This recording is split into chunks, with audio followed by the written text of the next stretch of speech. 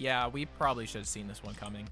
Shortly after the airing of 200, a post was made on the website Revolution Muslim, which was known for its extremist and fundamentalist Muslim views, often praising acts of violence committed in the name of Islam. The post read as follows: "We have to warn Matt and Trey that what they are doing is stupid and they will probably wind up like Theo Van Gogh for airing this show. This is not a threat, but a warning of the reality of what will likely happen to them."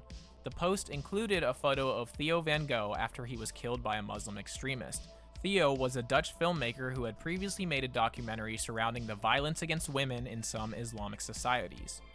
The post also included the addresses of Comedy Central's New York and Los Angeles headquarters, South Park Studios, and even a Colorado home owned by Matt and Trey, stating, "You can contact them or pay them a visit at these addresses." So basically the post said, listen, this is not a threat, and we're not encouraging anything, but we killed this dude for a pretty similar reason, and if we're looking at history, I mean, there's a pretty good chance something similar will happen to you guys, so fellow extremists viewing this post, do with this information what you will.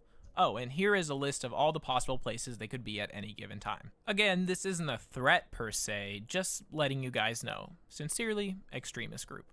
When this post was made, it was Did you say covered no by more major links? news outlets around the Are you a world. worm? This was the first Are you a time something worm like this through had happened time? in the US, All and hair. with it being a show copy as of a popular copy as of a South Park, copy of a the copy media of a copy absolutely of an ran away with it. orange peel. Major news organizations like CNN and ABC were discussing the possibility for violence and looking deeper into the story. CNN had actually interviewed the man who made the post a year before, where he claimed that he is not encouraging violence of any kind. In the same interview, he also said that the 9/11 attacks were justified, so yeah. I mean, it definitely doesn't seem like the things he says are encouraging violence. He's just praising those who do commit violence, so I mean, that's like totally different. Regardless, this post was a really big deal, and as next week's episode was getting closer, people wondered what the show would do. Would they give in to the terrorists out of fear for their lives, or would they stand their ground as a protest against them? I'm sorry, how did they know about the episode before it aired? How did everyone know about the episode? Trailer? Oh, it was a two-part, right? It was the two-part, and they watched the first part. Acts of terrorism. Well, in true South Park fashion, Matt and Trey did not care. They still planned on creating the episode exactly as they planned it initially, including Muhammad. In their minds, to give into these threats would be the ultimate hypocrisy, since the entire purpose of these episodes was to stand against the use of violence to censor those who think differently. They were meant to be statements about the importance of free speech and how giving into terrorism even once will encourage others to do the same thing for the things they disagree with.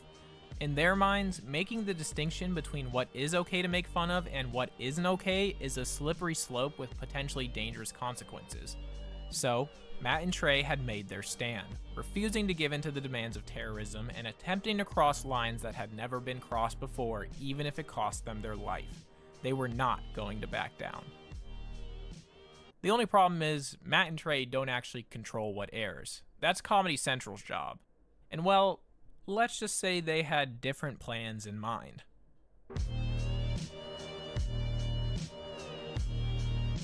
On April 21st, 2010, part 2 of the 200th episode special would air, simply titled 201. We are right back where we left off, with the Gingers demanding to see. Wait, why can't I say? Well, that's because Comedy Central decided they didn't agree with the messages Matt and Trey were trying to put out and gave in to the demands of the terrorists. So, when the episode was aired, anytime they would even say the name of the Prophet of the Muslim faith, it was censored. Not only that, but all images of were completely censored from the episode. So much censoring was done that if you hadn't seen the first part, you would have no clue who they were even talking about. So, Comedy Central did exactly what Matt and Trey had begged them not to do and officially made the distinction of what is okay to make fun of and what isn't. So that sucks, but I guess I still have to summarize the episode so that we can better understand what the messages were supposed to be. Also, the story does not end at the airing of this episode, so stick around for the equally crazy things that happened after this episode. So, the Gingers are demanding to see and the town agrees to let him out of the suit. As it turns out, he was never in the suit, and it was really Santa Claus the whole time, because if they were going to give him to someone while being completely hidden, of course they weren't going to put the real one inside. We also get a quick cameo from Mr. Hanky. We cut to the super best friends who hear of trouble at Casa Bonita, which is another callback. Mecha Streisand is on the loose and destroying everything in her path, with Casa Bonita being a victim of the destruction. Then, Cartman arrives at the genetic lab to meet with Mephisto, the man who did the paternity test for Cartman back in Season 1. He's there to get the truth about his father once and for all. Then we go back to Mecha Streisand, who's still terrorizing the town when she... Oh. I think this is my favorite episode. Anyways, Stan and Kyle meet up with Kenny, who is hiding the real... As previously mentioned, he is completely censored and doesn't say anything. They come up with a plan to satisfy the needs of both the Gingers and the celebrities. They need to go to Mephisto's lab. The super best friends show up and take on Mecha Streisand, however, their powers are no match for hers. Meanwhile, Stan, Kyle, and Kenny arrive at the lab with... They ask Mephisto to clone him so that both the celebrities and the Gingers can have him. The super best friends radio back to Moses to ask for help in coming up with a plan to take down Mark. Too long. Did not read. Foreign trolls are